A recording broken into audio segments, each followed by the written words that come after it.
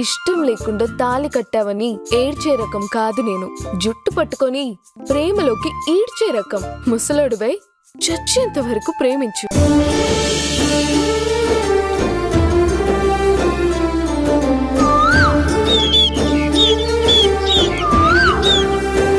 ఇంకా చూస్తావేంటి? వెళ్ళు.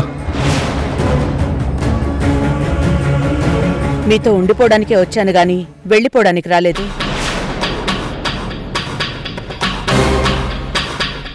నేనెక్కడికి వెళ్ళను. నీకిలా మాటలతో చెప్తే ఎందుకు వెళ్తావు? నిన్నెలా బయటికి పంపించాలో నాకు తెలుసు. పదా. కృష్ణ! కృష్ణ! పదా. కృష్ణ! కృష్ణ! నా మాట విను. రై! కృష్ణ ఆగరా, తప్పురా. కృష్ణ! కృష్ణ ఆగరా. ఏం చేస్తున్నావురా నువ్వు? ఒకసారి నా మాట విను. వినను. ఈవిడ తోడు మీకు అవసరమేమో కానీ మాకు అవసరం లేదు. ఏయ్ పదా.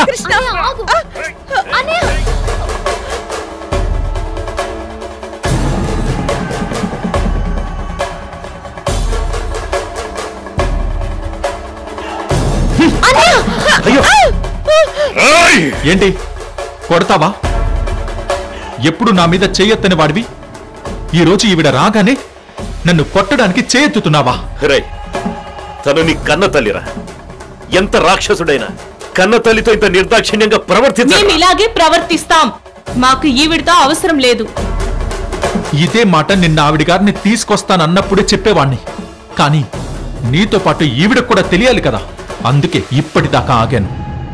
ఇప్పుడు చెప్తున్నాను, ఎట్టి పరిస్థితుల్లోనూ ఈ మనిషి ఇంట్లో అడుగు పెట్టడానికి వీల్లేదు. పదండి.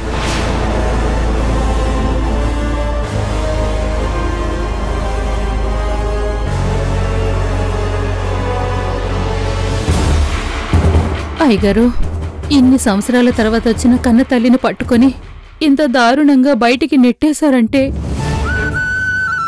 ఇక మీరు ఎంత చెప్పినా పిల్లలు అమ్మగా ఒప్పుకోరు, ఇంట్లో ఉండనివ్వరు. ఇంకా అమ్మగారు ఇక్కడే ఉంటే ఇంకేం చేస్తారోనని భయంగా ఉందయ్యా. పంకజం, నువ్వు లోపలికి వెళ్ళు.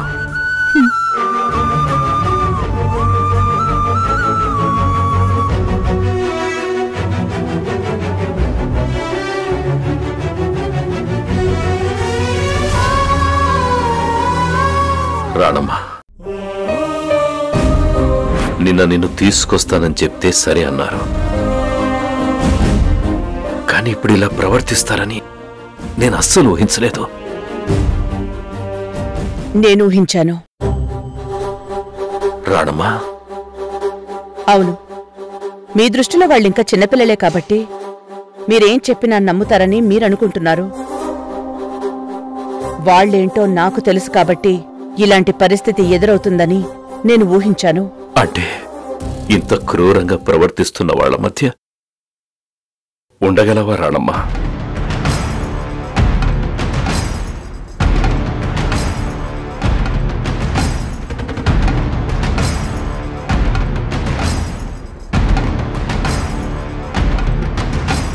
వెళ్తాను. రాణమ్మా, నేను ఏదైనా ఒప్పుకునే ముందు చాలాసార్లు ఆలోచిస్తాను. ఒప్పుకున్న తర్వాత ఎవరు ఏం చెప్పినా సరే చివరికి నేను ఒప్పుకున్న దాన్ని పూర్తి చేసే వెళ్తాను.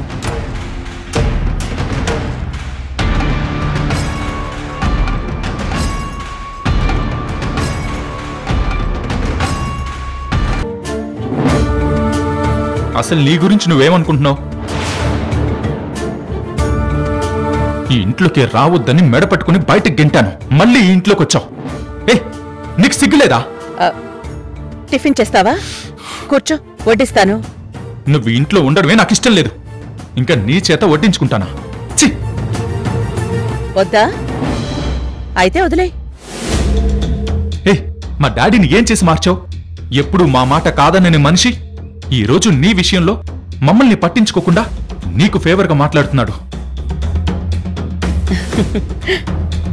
ఏంటి వెటకారంగా ఉందా? ఆ నవ్వుకి అర్థం ఏంటి? అది నువ్వు అర్థం చేసుకునే దాన్ని బట్టి ఉంటుంది. నీ ప్లాన్ నాకు బాగా తెలుసు. ఇన్ని సంవత్సరాల తర్వాత నేను మీకు అమ్మని అని చెప్పగానే మేము నిన్ను అమ్మగా ఒప్పుకోవాలా? వెంటనే నీ మీద ప్రేమని చూపించి అమ్మా అని పిలవాలా? అది ఇంపాసిబుల్. పొరపాటున కూడా నిన్ను అమ్మగా యాక్సెప్ట్ చేసేదే లేదు. నిన్ను అమ్మ అని పిలిచేదే లేదు. అమ్మ అని పిలవనంటూనే ఇప్పటికీ నువ్వు 6 సార్లు అమ్మ అమ్మ అని పిలిచావు. వాట్? నేను నిన్ను అమ్మ అని పిలిచానా? ఎప్పుడు? ఇది 7వ సారి నీ నోటి నుంచి అమ్మ అని పిలుపొచ్చి. ఈ ప్రపంచంలో ఏ మనిషికైనా అమ్మ అనే పిలుపు లేకున్నా అమ్మని తలుచుకోకుండా ఒక్కరోజు కూడా గడవదు. ఆకలేసినా, అలుపొచ్చినా, దెబ్బ తగిలినా, బాధ కలిగినా, నొప్పి కలిగినా, నలతగా ఉన్నా అమ్మ అనే పిలుపు నోటి వెంట రాకుండా రోజూ తెల్లారదు.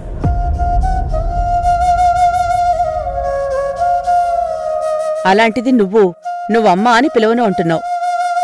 అది నీ వల్ల కాదు. చూసావా అన్నయ్య ఎంత పొగరుగా మాట్లాడుతుందో? ఇదంతా డాడీ సపోర్ట్ చూసుకునే కదా.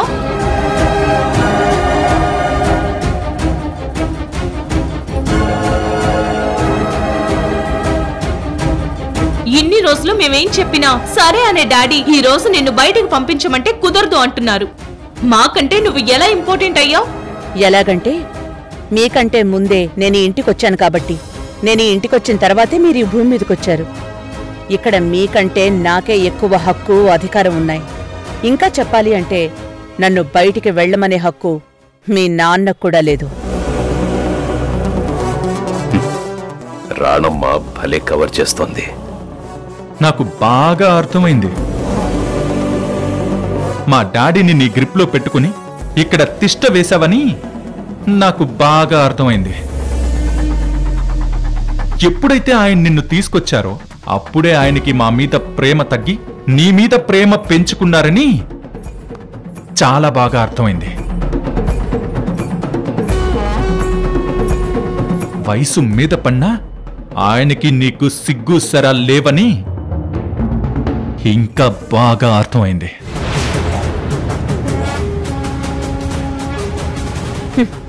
లోకం తెలియని పసిబిడ్డ చెత్తతో ఆడుకుంటే తప్పు అని నచ్చ చెప్తాం. లోకంతో ఆడుకునే వయసొచ్చిన నీలాంటి వాళ్ళు అదే చెత్తని మనసులో పెట్టుకుని ఇలా వాగుతుంటే చీ అనుకుంటారు. ఇప్పుడు నీ నోటి నుంచి వస్తున్న ఈ చెత్త మాటల వల్ల నీ వ్యక్తిత్వం కంపు కొట్టకముందే నిన్ను నువ్వు మార్చుకునే ప్రయత్నం చెయ్యి. ఏంటి? నేను మారాలా? నీ మాటలు విని నేను మారిపోవాలా?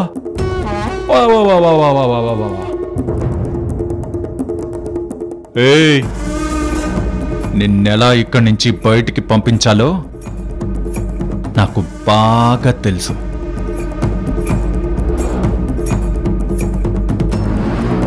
నీ అంతట నువ్వే భయపడి ఈ ఇంట్లో నేను ఉండను బాబోయ్ అని పారిపోయేలా చేయకపోతే నా పేరు కృష్ణే కాదు.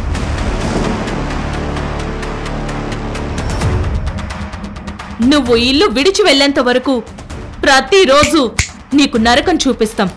గుర్తుంచుకో. రా అన్నయ్య.